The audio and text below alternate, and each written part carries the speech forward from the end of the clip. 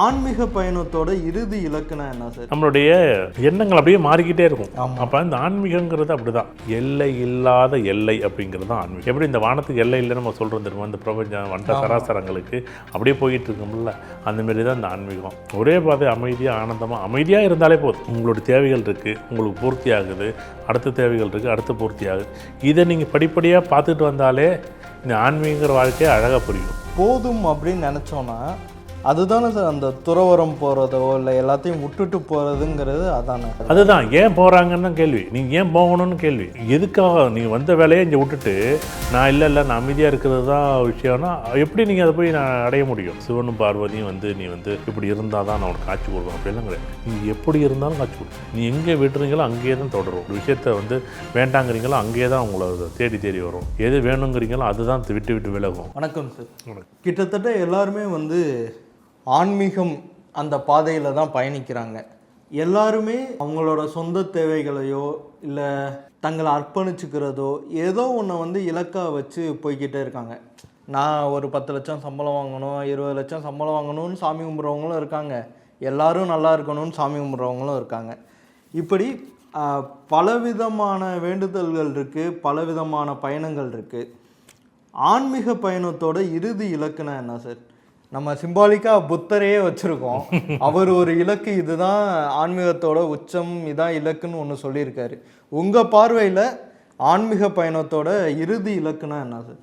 இதுக்கு நிறைய உதாரணங்கள் நம்ம பேசணும். ஏன் அப்படின்னா, இந்த கேள்வி யாருக்காச்சும் புரிஞ்சிச்சுன்னா, ஏன்னா இந்த கேள்வியை ஒவ்வொரு கேள்வியும் நீங்கள் திரும்ப கேட்டால் தான் ஆச்சரியமாக இருக்கும். ஏன்னா அந்த வீடியோ எல்லாமே ஒரு முறைக்கு 2 முறை அதை பார்க்கும்போது ஆச்சரியமாக இருக்கும். ஏன் அப்படின்னா, என்றைக்காச்சும் நம்ம வாழ்க்கையில் ஒரு மாதத்தில் இந்த மாதம் ஏதோ ஒரு விஷயம் ஆசைப்பட்டிருப்போம், அடுத்த மாதம் இன்னொரு விஷயத்தை ஆசைப்பட்டிருப்போம். ஒன்றும் இல்லை, நம்ம சின்ன பிள்ளையாக இருக்கும்போது நடவண்டி கூட ஆசையாக இருக்கும். அந்த நடவண்டி கொஞ்சோண்டு வந்தோடனே, கொஞ்சோண்டு நகர ஆரம்பித்து கொஞ்சோண்டு கிளம்பி வந்தோடனே அடுத்தது சின்னோண்டு சைக்கிள் வாங்கி கொடுப்பாங்க பாருங்கள், அது ஆசையாக இருக்கும். அப்போ நமக்கு வேறு எதாவது தெரியாது, நமக்கு அதை வாங்கி கொடுப்பாங்க, வண்டி ஓட்டுவோம். அப்போ அந்த நடவண்டி பெருசாக தெரியாது, சைக்கிள் பெருசாக தெரியாது. அப்போ கொஞ்ச நாள் சின்னோண்டு சைக்கிள் நடக்க ஆரம்பித்தோன்னே சின்ன சைக்கிள் வாங்கி கொடுப்பாங்க. எனக்கு இந்த சைக்கிள் வேண்டாம், எனக்கு இன்னும் கொஞ்சம் பெரிய சைக்கிள் வாங்கி கொடுங்க அப்படிம்போம். எப்போ இன்றைக்கி பெரிய சைக்கிள் கிடச்சிட்டுப்பா வாழ்க்கையில் போதும் அப்படின்னு நம்ம அது தவிர உலகத்தில் அதுக்கு முன்னாடி ஆடிக்கார் நிற்கும் நீங்கள் பார்த்துருக்க மாட்டீங்க, பெரிய அம்பாசிடர் கார் நிற்கும் பார்க்க மாட்டீங்க, பெரிய BMW பைக்கு நிற்கும் பார்க்க மாட்டீங்க. ஆனால் எனக்கு கிடைச்ச அந்த சின்ன சைக்கிள் இருக்குது பாருங்கள், அதை ஒரு ரவுண்டு அடித்து அப்படியே ஒரு சந்தோஷத்தில் தகச்சு போய் நிற்பேன். அப்படியே ஒரு 4 வருஷம் இல்லை ஒரு 5 வருஷம் 10 வருஷம் போனோடனே எனக்கு இந்த சைக்கிள்லாம் வேண்டாம், இந்த சைக்கிள் என்னால் ஓட்ட முடியாது, எனக்கு பெரிய சைக்கிள் வாங்கி கொடுத்தோம் அப்படிம்பேன். பெரிய சைக்கிள் வாங்கினோடனே பைக்கு ஃப்ரெண்டில் அப்படி ஒரு பைக்கு நிற்கும், அது கண்ணுக்கு தெரியாது, கண்ணெல்லாம் மறைச்சி விட்டு அப்படியே வண்டி ஓட்டிக்கிட்டே இருப்போம். ஒரு 2 வருஷம் போனோடனே எனக்கு பைக்கில் சின்ன வண்டி வாங்கி கொடு அப்படிம்போம். சரி, சின்ன வண்டி வாங்கினது பிறகு ஒரு அதுக்கு முன்னாடி பெரிய பைக்கு நிற்கும், அந்த பைக்கு பார்த்துட்டு அதை ஆசைப்பட்டுருக்க மாட்டோம். ஆனால் ஒரு 6 மாதம் இல்லை 1 வருஷம் போனோன்னே எனக்கு இந்த பைக் வேண்டாம், எனக்கு பெரிய பைக் வாங்கி கொடு எனக்கு அப்படிமோ. அப்படி சரி பெரிய பைக்கு தான் வாங்கியாச்சு அப்படின்னா உனக்கு கொஞ்ச நாள் போனோன்னே என்ன பண்ணிடுவோம், அப்படியே போய் ஒரு சின்னதாக எனக்கு ஒரு பழைய கார் வாங்கி கொடுங்க அப்படிம்போம். பழைய கார் வாங்கி கொடுத்தா இல்லை எனக்கு கொஞ்சம் பெரிய கார் வாங்கி கொடுங்க, புது கார் வாங்கி கொடுங்க. அப்புறம் இல்லை இந்த விட பெரிய கார். எப்படி எங்கேயாச்சும் நின்றுச்சு அதாச்சும் வாழ்க்கையில் ஒரு சாதாரண பயணத்தில் போகக்கூடிய ஒரு வாகனத்தினுடைய நிலைப்பாட்டை நம்ம எங்கேயாச்சும் புரிஞ்சுக்கிட்டோம்ல பாருங்கள். புரிஞ்சுக்கவே கடைசி வரைக்கும் அந்த வயசு வளர நம்மளுடைய எண்ணங்கள் வளர தேவைகள் வளர தேவையாகும்போது நமக்கு பூர்த்தி ஆகுதானே? ஆகவே இல்லை. அப்போ ஒரு சாதாரணமாக நடந்த ஒரு சின்ன பயணத்தில் இருக்கக்கூடிய, எப்படி அந்த பயணத்தில் இருக்கக்கூடிய அது பஸ்லேயும் போகலாம், பைக்லேயும் போகலாம், கார்லேயும் போகலாம், ஃப்ளைட்லேயும் போகலாம். ஆனால் நம்ம என்ன பண்ணுவோம், ஒன்றும் இல்லை, கொஞ்ச நாள் முன்னாடி பஸ்ஸில் போயிட்டு வந்துருப்போம், கொஞ்ச நாள், அப்போ கொஞ்ச நாள் ட்ரெயினில் போயிட்டுருப்போம், கொஞ்ச நாள் ஃப்ளைட்டில் போயிட்டுருப்போம். எங்கேயாச்சும் இல்லை நான் ட்ரெயினில் தான் போவேன்னு சொல்லுவாங்கன்னா என்ன, இல்லை ட்ரெயின்லாம் முடியலைங்க, இப்போ ஃப்ளைட்டில் போயிட்டு வந்துடலாம். எப்படி நம்மளுடைய எண்ணங்கள் அப்படியே மாறிக்கிட்டே இருக்கும். அப்போ இந்த ஆன்மீகங்கிறது அப்படி தான். நீங்கள் ஒரு நிகழ்வு தேட ஆரம்பிப்பீங்க, அப்போ ஒரு நிலைக்கு வருவீங்க, அப்பாடா அப்படின்னு உட்காந்துருப்பீங்க. அப்போ எல்லை இல்லாத எல்லை அப்படிங்கிறது தான் ஆன்மீகம். இது நீங்கள் ஒரு இடத்துல நீங்கள் ஒரு முடிவே எடுக்க முடியும். இன்றைக்கி ஒரு நிகழ்வு வந்திருக்கோம், அப்பா அப்படின்னு சொல்லி நீங்கள் உட்காந்துருப்பாங்க மனநிலையோட. 6 மாதம் கழிச்சு பார்த்தீங்கன்னா அதை முதல்லேருந்து பேசிக்கிட்டு இருப்பார் மறுபடியும். என்னையா நீ நேற்று தானே இப்படி இருந்த ஆன்மீகத்தில், என்னையே மறுபடியும் முதல்ல இல்லை சார் இப்படி மாற்றணும். இங்கே முடிவே இல்லாத முடிவு, எல்லை இல்லாத எல்லைங்கிறது இந்த ஆன்மீகம். நீங்கள் எங்கேயாச்சும் யாராச்சும் ஒருத்தர் பார்த்தீங்கன்னா அதை வந்து மறுபடியும் அதை வளர்த்துக்கிட்டே தான் இருப்பாங்க. ஒன்றுமே அதுக்கு கடைசியாக எல்லையே இருக்காது.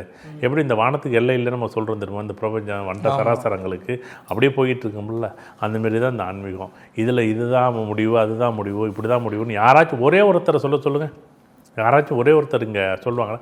ஏன்னா தேவைகளை பெருக்கிக்கிட்டே போவாங்க. அந்த ஆசைகளை பெருக்கிறது ஆச்சரியமாக இருக்கும். ஆசைகளை பெருக்கிறது இங்கே ஒரு கால், அங்கே ஒரு கால், ஆற்றுல ஒரு கால், சேத்துல ஒரு கால் வைப்பாங்க.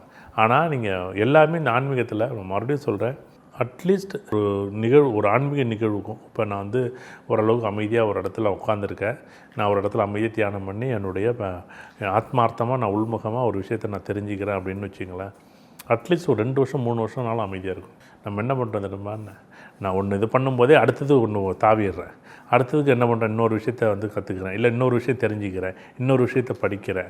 இது என்னமோ ஒரு ஆன்மீகங்கிறது என்னென்னா அப்போ நம்ம என்ன பண்ணுறோம், மாறி கடைசியாக நம்ம எங்கே என்னத்துக்கு வந்தோம், எதுக்கு வந்தோம், ஏன் வந்தோம் அப்படின்னு ஒரு முடிவே இல்லாமல் கடைசியாக எங்கேயோ போய் முடிகிறது தான் இந்த நிகழ்வுகள் இருக்குது. அதை விட்டு ஒரே பாதை அமைதியாக ஆனந்தமாக அமைதியாக இருந்தாலே போதும். உங்களோட தேவைகள் இருக்குது, உங்களுக்கு பூர்த்தி ஆகுது, அடுத்த தேவைகள் இருக்குது, அடுத்த பூர்த்தி ஆகுது. இதை நீங்கள் படிப்படியாக பார்த்துட்டு வந்தாலே இந்த ஆன்மீகங்கிற வாழ்க்கையை அழகாக புரியும். இந்த ஆன்மீகத்தில் போய் அதை அப்படி பண்ணணும் இப்படி பண்ணணும்னு கனவு கற்பனையெல்லாம் முடியவே முடியாது.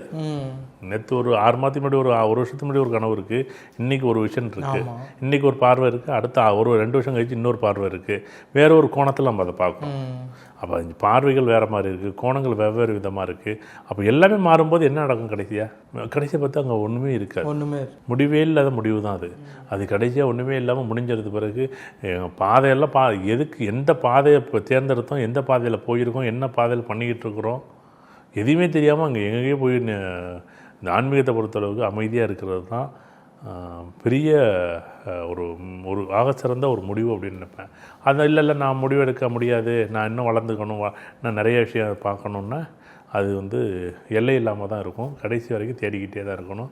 அது முடிவே இருக்காது. முடிவு இல்லாமல் கடைசி வரைக்கும் தேடி அலைஞ்சு நம்ம ஒரு இடத்துல வந்து அது தேடலோடைய வாழ்க்கை முடிஞ்சிடும். ஜீவகாருண்யம் தான் ஆன்மீகத்தோட உச்சம்னு வள்ளலார் சொல்கிறாரு. புத்தர் வந்து ஆசைகளை துறந்து மன அமைதியோடு இருங்க, அதுதான் ஆன்மீகத்தோட உச்சம்னு சொல்கிறாங்க. இன்னும் இந்து மத கடவுள்கள் ஒவ்வொரு கடவுள்கள் அந்த சமய வழியையும் எடுத்துக்கிட்டால் ஒவ்வொரு விஷயங்கள் வந்து சொல்கிறாங்க. அப்போ இவங்க எல்லாருமே அந்த பயணத்தில் தாங்க கண்டதை சொல்கிறாங்களா, அடைஞ்சதை சொல்கிறாங்க. அப்போனா அவங்க அந்த இறுதி இலக்கை வந்து அடைஞ்சிட்டாங்க. அது அப்படி ஒன்றுமே கிடையாது. இல்லை, நீங்கள் 20 வருஷத்துக்கு முன்னாடி நீங்கள் ஒரு உதாரணமாக ஒரு 50 வருஷத்துக்கு முன்னாடி நீங்கள் கம்ப்யூட்டரை பார்க்கல, 100 வருஷத்துக்கு முன்னாடி கம்ப்யூட்டர் பார்க்கல, 100 வருஷத்துக்கு முன்னாடி பார்த்தீங்கன்னா நம்ம ஃப்ளைட்டை பார்க்கல. இன்றைக்கி ஃப்ளைட்டு சாதாரணமாக போச்சு. இல்லை, அடுத்தது வந்து பார்த்தீங்கன்னா இப்போ மணிக்கு 800 கிலோமீட்டர் ஸ்பீடு, 900 கிலோமீட்டர் ஸ்பீடு, இப்போ ராக்கெட் வந்து 8000 கிலோமீட்டர் ஸ்பீடில் இப்போ லேட்டஸ்ட்டாக கொண்டாந்துட்டாங்க. அப்போ என்னென்ன அதுக்கு எங்கே மாற்றிக்கிட்டே தான் இருக்கிறோம். ஒவ்வொருத்தருடைய ஆன்மீக பார்வைகளையும் ஒவ்வொரு விதமான ஒரு முடிவு, அவங்க சார்ந்த காலத்தை பொறுத்து அந்த முடிவு எடுக்குது. அதை வந்து நம்ம இது இப்படி தான் பார்க்கணும், அப்படி தான் பார்க்கணும் யாருமே சொல்லலை, இப்படி தான் இருக்கணும்னு சொல்லலை. இப்படி இருங்க, நான் அதை பார்த்தேன் அப்படிங்கிறது தான் வழியே தவிர இப்படி தான் இருக்கணும் கூட யாருமே சொல்லலை. எல்லாத்துக்கும் காரணம் வந்து நீ எல்லா துன்பத்துக்கும் காரணம் ஆசை தான் அப்படிங்கிறாரு. ஆனால் அந்த காலகட்டத்தில் அதுதான். ஆனால் இன்றைக்கி ஆசை மட்டும்தான் இருக்குங்க. நீங்கள் இன்றைக்கே வந்து இப்போ உதாரணமாக நம்ம எல்லாம் ஒருத்தர் எல்லாத்துக்கும் ஆசைப்படும் அப்படிங்கிறதும் ஒரு வகையான ஒரு நிகழ்வு தான். அப்போ அத்தனைக்கும் ஆசைப்படும் அப்படிங்கிறது தான் விஷயம். இப்படி நிறைய கோட்பாடுகள் இருக்கும்போது அவரவருக்கு என்ன வருதோ அதுதான் இது இருக்கே தவிர அதுதான் இல்லை. நான் என்னைய பொறுத்தளவுக்கு நான் என்ன சொல்லுவேன் அப்படின்னா, தேடல் இல்லாத தேடல் அப்படிங்கிறது தான் என்னுடைய வாதமாக இருக்கும். ஏன்னா அது வந்து என்றைக்கு உங்களோட தேடல் முடியுதோ, உங்களோட தேவைகள் என்றைக்கு முடியுதோ, அந்த தேடலோட தேவைகளோ என்றைக்கு நிகழ்வாக உங்களுக்கு ஒரு திருப்தியாக ஒரு விஷயத்தை நீங்கள் முடிக்கிறீங்களோ, எனக்கு போதும் அப்படின்னு நீங்கள் என்றைக்கு நீங்கள் ஒரு விஷயத்த சொல்கிறீங்களோ அன்றைக்கே அது நிறைவாகுது. அது உண்மையிலேயே அது சமாதி நிலை தான். அது யார் அப்படி செய்கிறா அப்படிங்கிறத நம்ம பார்க்கணும். அதுவே பெரிய ஆச்சரியம்தான் சார். அப்போது இது போதும் அப்படின்னு நினச்சோன்னா அதுதானே சார் அந்த துறவரம் போகிறதோ இல்லை எல்லாத்தையும் விட்டுட்டு போகிறதுங்கிறது அதானே? அப்படியெல்லாம் கிடையாது. அது பெரிய சப்ஜெக்ட் அது. நீங்கள் ஏன்னா அதுதான் இவங்க என்ன சொல்கிறாங்கன்னா எல்லாத்தையும் விட்டுட்டு போகணுன்னு இங்கே எதுவுமே சொல்லலை. இல்லை ஆனால் அப்படி தானே போகிறாங்க. அதுதான் ஏன் போகிறாங்கன்னு தான் கேள்வி. நீங்கள் ஏன் போகணும்னு கேள்வி. நான் ஏன் நீங்கள் ஏன் போகணும், போகக்கூடாதுங்கிறது தான் என்னுடைய வாதமே. நீங்கள் ஏன் போகணும்? நீங்கள் ஒரு விஷயம் இருக்குது அப்படின்னா நீங்கள் உங்கள் கூட எல்லாருக்கும் நீங்கள் செய்ய வேண்டியதை செய்யுங்க. எல்லாத்தையும் செஞ்சு முடிங்க. ஃபஸ்ட்டு இதை செஞ்சு முடிக்காமல் நீங்கள் எங்கே போகிறீங்க? நீங்கள் உங்களுக்குன்னு ஒரு பொறுப்பு இருக்குது, உங்களுக்குன்னு ஒரு வேலை இருக்குது, உங்களுக்குன்னு ஒரு செயல் இருக்குது. இதெல்லாம் முடிக்காமல் நீங்கள் போனால் எதுக்காக? நீங்கள் வந்த வேலையை இங்கே விட்டுட்டு நான் இல்லை நான் அமைதியாக இருக்கிறது தான் விஷயம்னா எப்படி நீங்கள் அதை போய் நான் அடைய முடியும்? முடியாது. அவங்க என்ன நினைக்கிறாங்கன்னா, ஆனால் அது ஒரு பார்வையாக இருக்குது. நான் ஒரு விஷயத்த நிறைய பேர் சொல்லுவாங்க, திருமணம் ஆகாமல் திருமணம் ஆகி நான் நிறைய பேர் அப்படி, அது அவரவரோட பார்வை. ஆனால் அப்படி போகவே கூடாதுங்கிறது தான் என்னுடைய நிகழ்வு.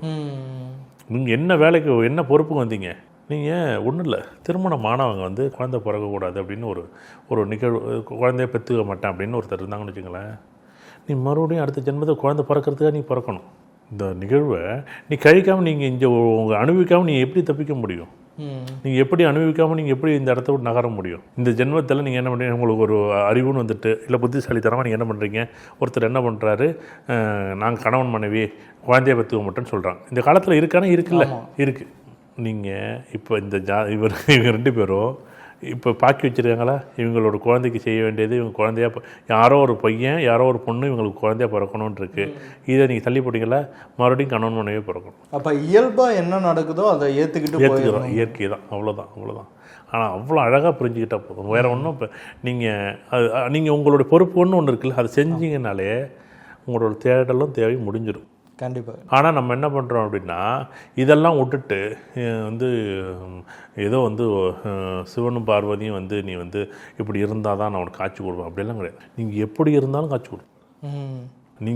நீங்களாகவே இருந்தால் காட்சி கொடுப்பாரு. நீங்களாக இருந்தால் போதுமே, வேறு ஒன்றுமே வேண்டியது இல்லையே. அவ்வளோ அழகாக காட்சி கொடுப்பாரு. இத்தனை பெரிய மகான்களுக்கு அது ஆச்சரியமாக இருக்கும். கண்டிப்பாக அது நீங்கள் அது முழுக்க உங்களுடைய பொறுப்பு என்ன, எந்த பொறுப்புக்காக வந்திருக்கீங்க, அந்த பொறுப்பு நடக்காமோட இருக்கலாம். அந்த கணவன் மனைவி குழந்தை பிறக்காமல் இருக்கிறதுன்னா அது இயற்கை. அதை நீங்கள் அதுக்காக நீங்கள் குழந்தை பெற்றுக்கணும் அப்படின்னு நீங்கள் முயற்சி பண்ணுறதோ அதெல்லாம் அவங்கவுங்க தனிப்பட்ட தலையெழுத்து, விதி, கர்மா, ஜாதகம், அமைப்புன்னு வச்சுருவோம். ஆனால் இல்லை நாங்கள் ஸ்பெசிஃபிக்காகவே நான் குழந்தையே பெற்றுக்க மாட்டேன், நான் கணவன் மனைவி அப்படின்னு ஒரு கணவன் மனைவி இருக்கிறாங்கன்னா அது அந்த முழுமை அடையலையே. அங்கே எதிர்பார்ப்பு இருக்குது. அந்த நிகழ்வு நடக்கலைன்னா நடந்தாகணும்ல. இன்றைக்கெல்லாம் நீங்கள் நாளைக்கு நடந்தாகணும். அப்போ நீங்கள் என்ன பண்ணுவீங்க? நான் உதாரணமாக இன்னொரு உதாரணம் அடிக்கடி சொல்கிற உதாரணம், ஒரு மாணவன் ஒரு 10வது படிக்கும்போது இந்த மாதிரி ஒரு மதிப்பெண் குறைஞ்சி போச்சு, நான் சூசைட் பண்ண போகிறேன் அப்படின்னு ஒரு மாணவன் வர்றாரு. அப்போ என்ன நடக்குது? ஒருத்தர் என்ன பண்ணுறாரு, இப்படி போகிறவர் என்ன சொல்கிறாரு, என்னடா பண்ணுறாருன்னா, இல்லை நான் தற்கொலை பண்ண போகிறேன், இது மாதிரி மார்க்கில் குறைஞ்சி போச்சு அப்படின்னு. சரி நீ பாரு அப்படின்னா, நீ இது மாதிரி பண்ணிக்க, அதை பற்றி ஒன்றும் இல்லை. ஆனால் மறுபடியும் பிறந்து 1வதுலேருந்து படிக்கணும் அப்படின்னா, அப்போ நான் 10வது மறுபடியும் ஒரு தடவை எழுதி பாஸ் பண்ணிக்கிறேன்.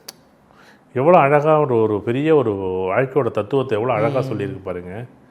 நீ இங்கே 10வதுல ஒழுங்காக மார்க் எடுக்கலாம், 11 பண்ண நல்லா படி. இதுதானே இயற்கை சொல்லுது. 10வது நீ முடிஞ்சு போச்சு, மாற்ற முடியாது. சரி மறுபடியும் வேணால் ஒரு தடவை எழுதி பார்க்கலாம், இல்லை மறுபடியும் ஒரு தடவை கூடுதல் டோட்டல் போட்டு பார்க்கலாம். இல்லை இது ஒரு முடிவுன்னு எடுத்தா எப்படி? இது ஒரு முடிவுன்னு எடுத்துட்டா திரும்ப மறுபடியும் பிறக்கணும் பாருங்கள். பிறந்து மறுபடியும் அவன் என்ன வேலைக்கு 12 படிக்கணும், மறுபடியும் டிகிரி படிக்கணும், கஷ்டப்படணும், குடும்பம் குடின்னு கல்யாணம் பண்ணணும், இப்படின்னு ஒரு கஷ்டம். இப்படி இயற்கை இப்படி தான் விதிச்சிருக்கு. என்ன பண்ணியிருக்கு? இப்படி தான் பண்ணி வச்சிருக்கு. இப்போ என்ன பண்ணுவார் அவர், அந்த பையன்? மறுபடியும் 1வதுலேருந்து படிக்கணும்ல அப்படின்னு யதார்த்தமாக ஒரு விளையாட்டாக ஒரு வார்த்தை சொல்லும்போது, இல்லை நான் 10வதுல 11வது போய் படிக்கிறேன் அப்படிங்கிற மாதிரி ஒரு இயற்கை ஏன்னா இதை தான் சொல்லிக் கொடுக்கணும். நீ எங்கே விடுறீங்களோ அங்கேயே தான் தொடரும். நீ எங்கே ஒரு விஷயத்தை வேண்டாங்கிறீங்களோ அங்கேயே தான் உங்களை தேடி வரும். எது வேணுங்கிறீங்களோ அதுதான் விட்டு விலகும். நிறைய பேர் பணங்கிறாங்க. பணம் நீங்கள் செஞ்சுக்கிட்டே இருங்க, பணம் உங்களை தேடி வரும். ஆனால் பணம்னு பின்னாடி ஓட ஆரம்பித்தா ஓடிக்கிட்டே தான் இருக்கணும். நீங்கள் அது 10,000 சம்பாரிச்சனே ஓடணும், 50,000 சம்பாரிச்சனே ஓடணும், 5 லட்சம் சம்பாரிச்சனே ஓடிக்கிட்டு இருப்பாங்க. அதுதான் சரி, அப்படி ஓடிக்கிட்டே இருக்க வேண்டிய அவசியமே இல்லை. நீங்கள் செயலை செஞ்சுக்கிட்டே இருங்க, அது வரும். இதுதான் இயற்கை. இதை புரிஞ்சுக்கணுங்கிறது தான் என்னுடைய நிகழ்வு. கண்டிப்பாக சார், ரொம்ப நன்றி. ரொம்ப சந்தோஷம், நன்றி.